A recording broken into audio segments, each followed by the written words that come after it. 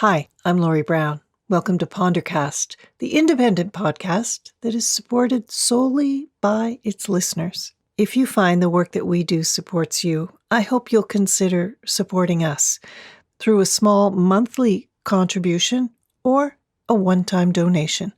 Go to patreon.com/pondercast. Okay, here's your grounding thought.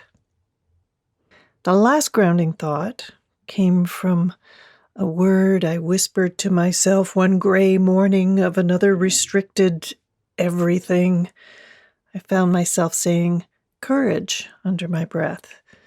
And then I laughed to think that it might take courage to stay at home in my most comfortable clothes and make a stew and look out the window.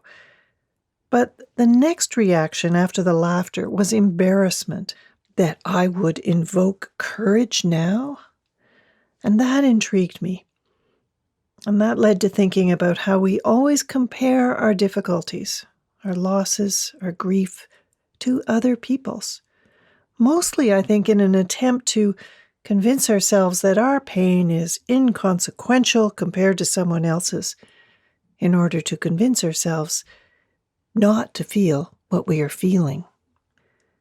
This grounding thought comes from that same whispered place. This time what came out of my mouth on another gray morning was, stay cool and think free. Once again, laughter and embarrassment ensued. The phrase is something I read on a prison wall. Now that I have your attention, it was the infamous Don Jail in Toronto. The jail had been closed for 6 years when I got there, so no, I wasn't incarcerated.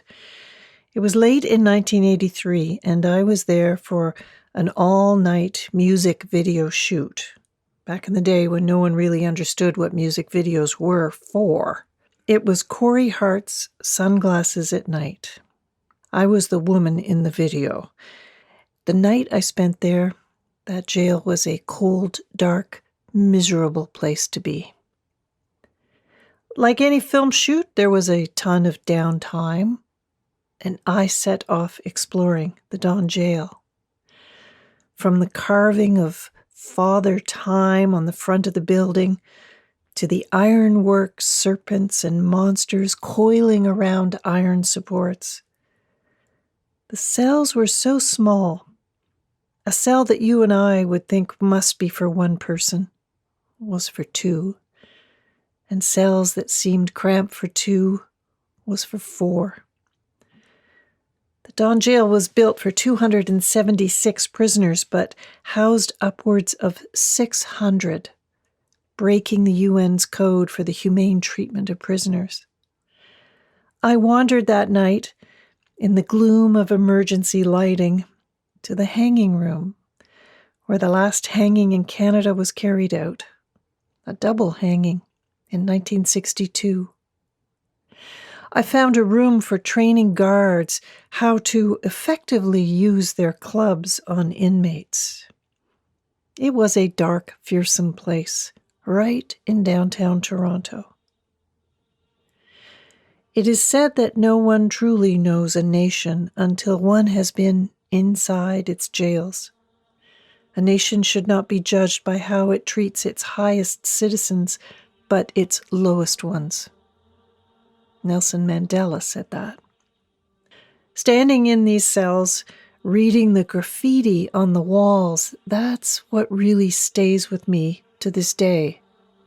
In almost every cell, there were scrawled stories of innocence, of being held illegally, of being framed. How many of those stories were made up, delusional, and how many were true? I read that same story again and again that night. It was as bad as you would imagine it would be. To think of the men crammed in this overcrowded wing in the 1970s, locked in this hellish Victorian version of prison, it was surreal.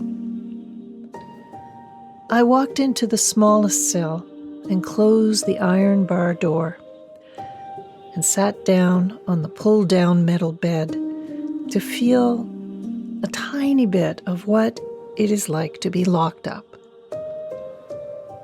There was not quite 2 feet from the edge of the bed to the wall of the cell, and that is where I read this advice. Stay cool and think free. How do we think free right now? How do we think through walls beyond the fog of fear that we are in? I don't believe that we can create our own reality. No amount of positive thinking can get us around a pandemic. But are we making things worse? We know our human habits. We know that we rarely see things as they truly are. We see them as we are.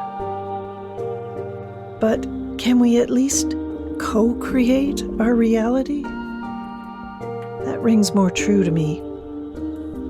So when you are locked up or locked down, how do you stay cool and think free? By taking back a future? By planning for the time when you are vaccinated and moving on with life? Maybe to think free, we must start by answering this one question. When this is over, I'm going to...